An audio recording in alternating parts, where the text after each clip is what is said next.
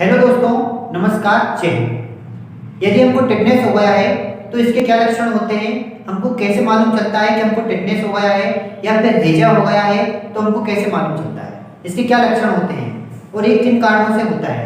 तो चलिए आज के हम इस वीडियो में देखने वाले हैं जीवाणु जनित रोगों के बारे में। तो चलिए जीवाणु, जिसे हम बैक्टीरिया कहते हैं, इसके द्वारा होने वाले प्रमुख रोगों के बारे में देखेंगे और इनके लक्षणों के बारे में देखते हैं। जीवाणु क्या होता है? जीवाणु एक प्रकार का एक कोशिकीय जीव होता है और ये इतना सूक्ष्म होता है कि इसे हम आंखों से देखना संभव नहीं हो पाता है। यानी आप इससे अंदाजा लगा सकते हैं कि जीवाणु कितना छोटा है। कुछ ग्राम मिट्टियों में लगभग 2 से 3 करोड़ के आसपास जीवाणु पाए जाते हैं।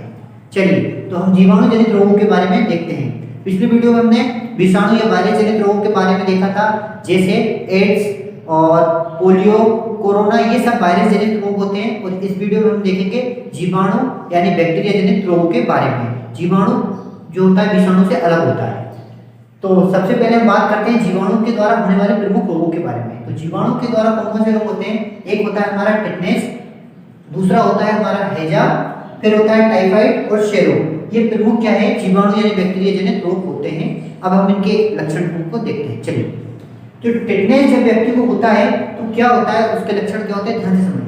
व्यक्ति को तेज बुखार आता है टिटनेस में, शरीर में ऐंठन होने लगती है, जबड़े बंद होने लगते हैं। शरीर में ऐंठन होना, जबड़े बंद होना, तेज बुखार आना, ये टिटनेस के क्या होते हैं? लक्षण होते हैं। अब इसमें हमारे शरीर का कौन सा प्रभावित होता है, तो वो ध्यान से देखिए। तो हमारे शरीर का प्रभावित होने वाला जो अंग है वो है हमारा तंत्रिका तंत्र। यानी टिटनेस में प्रभावित होने वाला अंग कौन सा है? तंत्रिका तंत्र होता है। और इसमें जो जीवाणु होता है वो होता है क्लिस्ट्रीडियम टेटनी। यानी क्लिस्ट्रीडियम जो टेटनी होता है, टिटनेस का क्या होता है? जीवाणु होता है। ये एग्जाम की दृष्टि से बहुत ही इंपॉर्टेंट है और ये हमारे दैनिक जीवन की दृष्टि से इंपॉर्टेंट है। ठीक है दोस्तों, चलिए अब हम दूसरे रोग के बारे में बात करते हैं। तो दूसरा जो रोग है हमारा वो है हमारा हैजा। हैजा में क्या होता है? प्रभावित होने वाला जो अंग है वो है मुख्यतः आंख। और व्यक्ति को क्या होता है? लगातार दस्त और उल्टियां होती है हैजा रोग में। यानी लगातार दस्त और उल्टियां होना हैजा रोग के प्रमुख लक्षण होते हैं। लगातार दस्त और उल्टियां होना। और प्रभावित होने वाला जो अंग है वो है हमारा आंख। अब इसके बाद हम बात करते हैं इसमें जो जीवाणु होता है वो जीवाणु कौन सा होता है, तो वो है विब्रियो कोलेरी जो होता है, इसका जीवाणु होता है। विब्रियो कोलेरी हैजा का जीवाणु होता है। इस सभी स्टूडेंट को याद रखना है क्योंकि ये बहुत बार एग्जाम में डायरेक्ट पूछा जाता है कि हैजा का प्रमुख जीवाणु कौन सा होता है, तो वो है विब्रियो कोलेरी। ठीक है दोस्तों, अब हम बात करते हैं अगले रोग के। तो अगला रोग है हमारा टाइफाइड। टाइफाइड में भी जो प्रभावित होने वाला अंग आंत है, यानी हैजा में प्रभावित होने वाला जो अंग है वो कौन सा है? आंत है। और टाइफाइड में प्रभावित होने वाला जो अंग है वो कौन सा है? आंत है। और इसमें क्या होता है? तेज बुखार आता है, सिर दर्द होता है। तेज बुखार आना, सिर दर्द होना। और अगर रोगी जो है गंभीर हो जाता है, खाना पीना छोड़ देता है, तो टाइफाइड में उसकी मृत्यु हो जाती है। ये टाइफाइड के क्या होते हैं? लक्षण होते हैं। ठीक है दोस्तों, और इसके बाद बात करते हैं इसका जो जीवाणु है वो है हमारा साल्मोनेला टाइफी। साल्मोनेला जो टाइफी होता है, जो टाइफाइड का जीवाणु होता है, इसके नाम से ही आ रहा है टाइफाइड टाइफी। साल्मोनेला टाइफी जो होता है टाइफाइड का जीवाणु होता है। इसके बाद बात करते हैं क्षय रोग की, जिसे हम टीबी रोग के नाम से जानते हैं। इसमें क्या होता है? इसका जो प्रभावित होने वाला अंग होता है वो होता है हमारा फेफड़ा। यानी क्षय रोग में जो प्रभावित होने वाला अंग कौन सा होता है? फेफड़ा। और इसमें क्या होता है? बार बार खांसी आना, कफ आना, और उसके साथ क्या होता है? रक्त निकलने लगता है। यानी बार बार खांसी आना, कफ आना, रक्त निकलना, ये क्या होते हैं? क्षय रोग यानी टीबी के लक्षण होते हैं। और इसका जो जीवाणु होता है वो होता है माइकोबैक्टीरियम ट्यूबरकुलोसिस।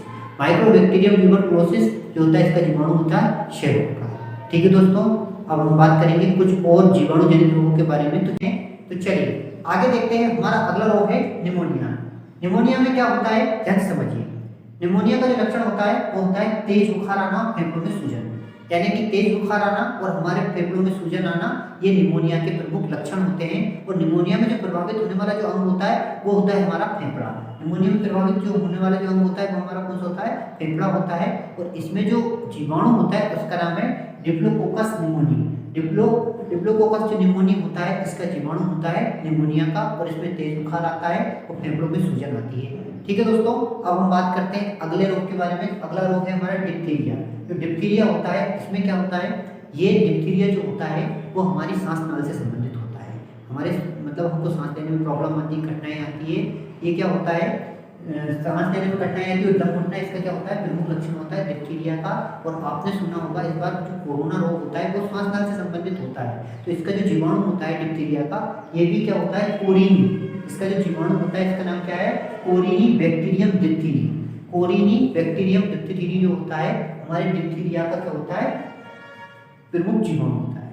ठीक है, और इसमें भी हमारे जो प्रभावित होने वाला अंग होता है वो होता है हमारा श्वास नाल। ये कई बार एग्जाम में क्वेश्चन पूछा जाता है। ठीक है दोस्तों, अब बात करते हैं अगले रोग के बारे में। अगला रोग है हमारा प्लेग रोग। प्लेग रोग में क्या होता है, इसमें बहुत तेज बुखार आता है व्यक्ति को, बहुत तेज बुखार आता है, जिससे क्या होता है, उसका फेफड़ा होता है उस पर हल्की हल्की सी सूजन आने लगती है प्लेग रोग में। तो इसका प्रभावित होने वाला अंग कौन सा होता है, फेफड़ा होता है। और इसका जो जीवाणु होता है वो होता है पास्चुरेला पेस्टिस। पास्चुरेला पेस्टिस जो होता है प्लेग रोग का क्या होता है, प्रमुख जीवाणु होता है। ठीक है, इसके बाद हम बात करते हैं हमारा अगला रोग, यानी जो आखिरी रोग बचा है वो हमारी काली खांसी। काली खांसी में क्या होता है, व्यक्ति को लगातार खांसी आती है। काली खांसी में व्यक्ति को लगातार खांसी आती है, और इसका जो प्रभावित होने वाला अंग है वो है हमारा श्वसन तंत्र। यानी काली खांसी में प्रभावित होने वाला अंग है हमारा श्वसन तंत्र, और इसमें लगातार खांसी आती है। और इसका जो जीवाणु है वो है हीमोफिलस परटूसिस। हीमोफिलस परटूसिस इसका क्या होता है, जीवाणु होता है काली खांसी का। ठीक है दोस्तों, इस वीडियो में हमने जीवाणु जनित रोगों के बारे में देखा, पिछली वीडियो में हमने विषाणु जनित रोगों के बारे में देखा। अब हम प्रोटोजोआ द्वारा जो रोग होते हैं उनके बारे में देखेंगे, और हमने इसके बायोलॉजी के जितने भी इंपॉर्टेंट टॉपिक है रोग विटामिन वाले, उनको सबको कवर करते जा रहे हैं धीरे धीरे। आपको प्लेलिस्ट में और भी वीडियो मिल जाएगी, तो वहाँ पर आपको जो एग्जाम की दृष्टि से इंपॉर्टेंट है, डायरेक्ट यहाँ से पूछे जाते हैं, ये सभी इंपॉर्टेंट चीज़ यहीं पर मिल जाएगी। और आपको अगर वीडियो पसंद आई हो तो वीडियो को लाइक करें, चैनल को सब्सक्राइब करें। धन्यवाद। जय हिंद।